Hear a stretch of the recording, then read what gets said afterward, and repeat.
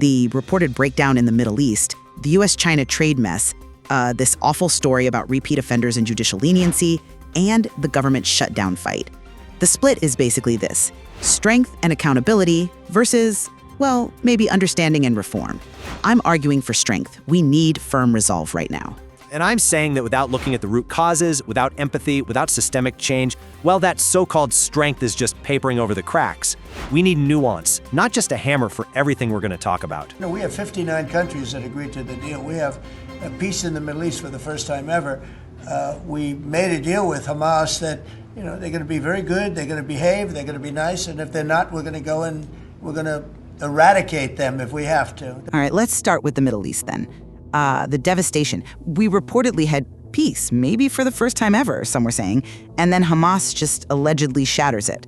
Look, my take is pretty straightforward. When a group like Hamas allegedly breaks that kind of stability, that promise, well, then threats of eradication, frankly, become necessary if they won't behave. You can't deal with people who reject the basic idea of peace. Okay, peace for the first time ever?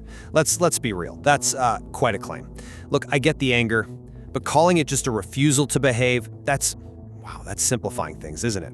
The sadness here, the real tragedy, is acting like this fragile, alleged peace deal wasn't built on shaky ground to begin with, ignoring decades of issues.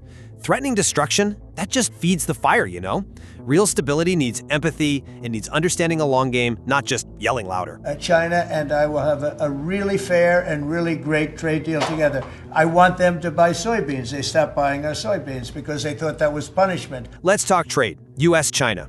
And honestly, my main feeling here is just crushing disappointment. American farmers are reportedly really suffering from these reckless tariffs.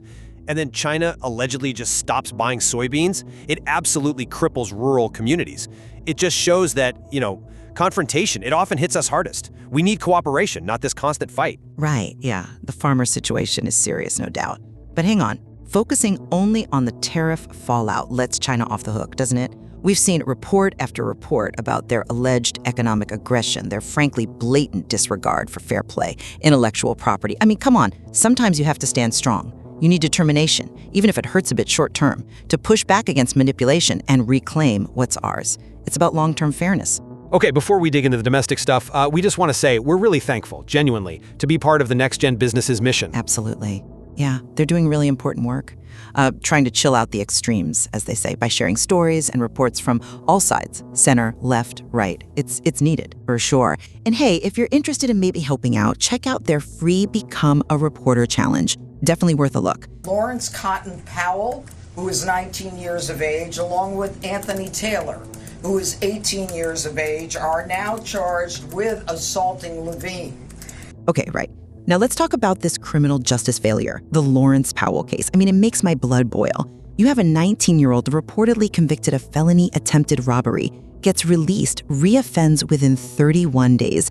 31 days, gets released again, and then allegedly commits this horrific assault and robbery against Ethan Levine and Edward Coristine. It's unbelievable. How does this happen?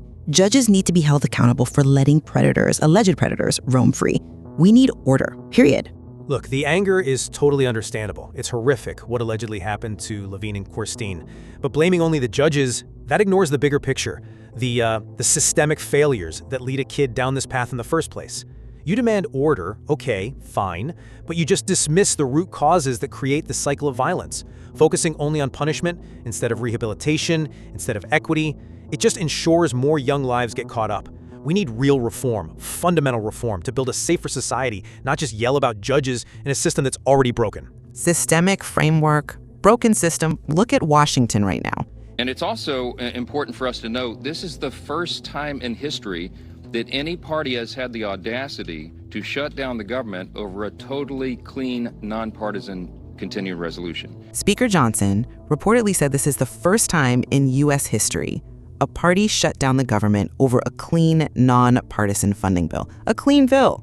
This isn't about systemic reform. It's a selfish, dangerous political stunt by the Democrats, allegedly hurting families, troops, veterans, kids. It's absolutely maddening. It's just a refusal to govern. Okay, the frustration with the gridlock, totally valid. It's painful. But framing it as just one party stunt, well, that's part of the problem, isn't it? The refusal to compromise often from, let's be honest, extreme positions on maybe both sides, is what inflicts the real pain on people who can least afford it. Whether it's this funding bill or something else, the core failure is putting politics over people. We need some unity, some focus on protecting those in need, not this constant brinksmanship that you seem to favor sometimes.